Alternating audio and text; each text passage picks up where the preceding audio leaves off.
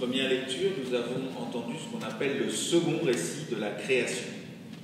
Ce second récit vient après le premier. Et le premier, c'est un splendide panorama des 7 jours de création qui occupe donc la première page de la Bible. Et ce texte que nous venons d'entendre là, sur la création de l'homme à partir de la glaise, du sol, eh bien c'est comme un plan rapproché, si on le lit de manière continue. Dans le poème des 7 jours de création, l'être humain est au fond la seule créature que Dieu n'a pas achevée. Le 6e jour, durant lequel Dieu est dit avoir créé à la fois les animaux, chacun selon son espèce, et l'humain, la création de l'humain revêt un processus particulier. Dieu annonce son intention.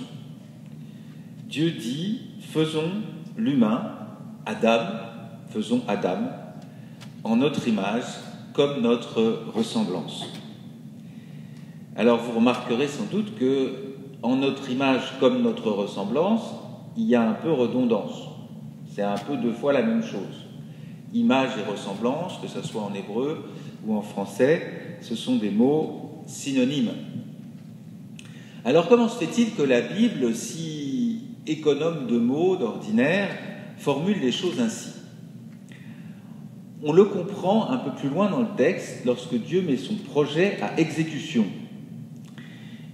Il est écrit « Et il créa Dieu l'humain », donc Dieu créa l'humain en son image, en image de Dieu il le créa, mâle et femelle il les créa. Et cette fois-ci, le terme image revient 2 fois et le terme ressemblance a disparu. Donc, contrairement à ce qui est constaté pour chacune des autres réalités créées, on dit que Dieu créa la lumière et la lumière fut, donc c'est exactement la même chose, il n'y a pas de distance, il n'y a pas d'hiatus. Là, Dieu a un projet de créer l'homme à son image et à sa ressemblance, et quand il met ce projet à exécution, eh bien, paf, il n'y a plus que l'image et la ressemblance n'y est pas. Dieu, finalement, ne réalise pour l'humain que la moitié de son projet, comme le fait remarquer la psychanalyste Marie Balmary dans un très bon ouvrage que je vous recommande, qui s'appelle « La divine origine » ou « Pourquoi Dieu n'a pas créé l'homme ». La seconde moitié reste en souffrance. L'humain est bien créé à l'image, mais non comme la ressemblance de Dieu. Et donc, le récit des origines porte ce double message, à la fois la création de l'homme et son incréation. L'homme n'est pas créé par Dieu, en tout cas pas complètement.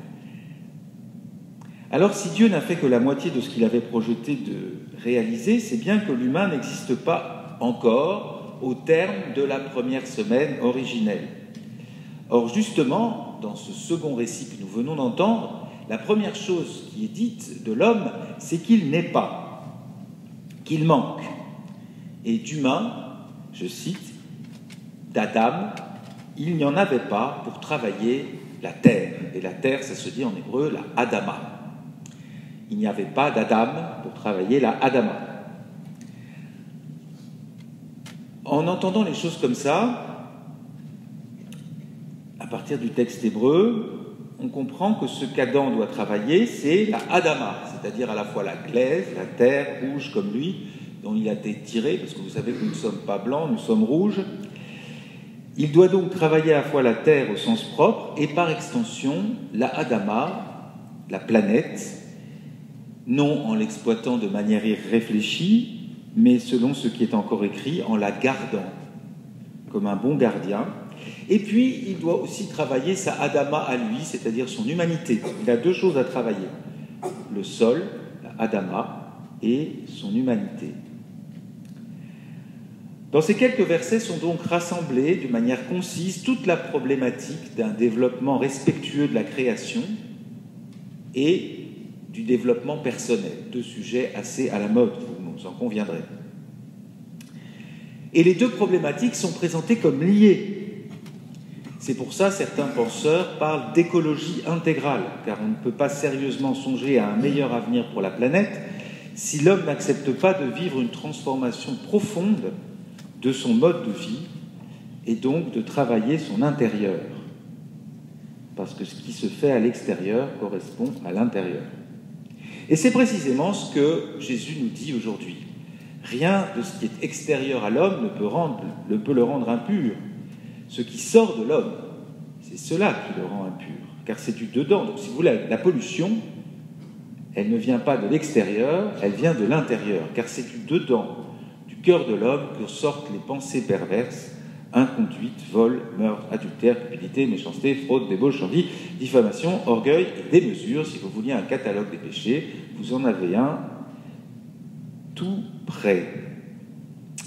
Si l'homme ne vit pas une conversion de l'intérieur, s'il ne renonce pas à l'orgueil et à la démesure, aucune mesure gouvernementale, écoutez-moi bien, aucune COP 21, aucune conférence sur le climat, ou 24, pardon, je tarde, ne pourra sauver la planète. C'est ce que dit d'ailleurs le pape François dans sa belle encyclique Laudato Si. Loué sois-tu, Seigneur. La bonne nouvelle, c'est que de plus en plus de personnes, et de jeunes en particulier, sont prêts à vivre cette conversion, ce changement.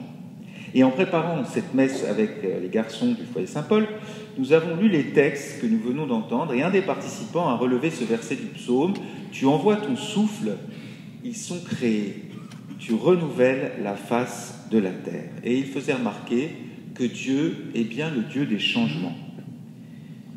C'est lui qui rend les changements possibles, c'est lui qui renouvelle la face de la terre, mais non pas tout seul, en envoyant son souffle en l'homme. Voilà.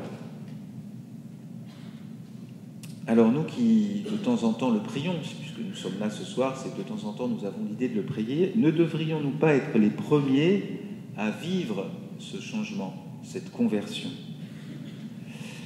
Et pour cela, la recette n'a pas changé depuis les origines. Il s'agit d'accepter la limite. Accepter la limite. Non pas comme une malédiction, mais comme une chance pour pouvoir jouir harmonieusement de tout le reste. Tu peux manger de tous les arbres du jardin, mais de celui-là, tu ne mangeras pas. C'est toujours ce que je dis. Vous imaginez Bill Gates se pointe chez vous et vous dit « Tout ce que j'ai, c'est à toi. » Tu peux en jouir complètement. Et puis, il nous donne aussi un conseil. Attention, mets-toi une petite limite, parce que sinon, ça ne va pas bien se passer. On le sait bien, pas de limite, ça ne se passe pas très bien.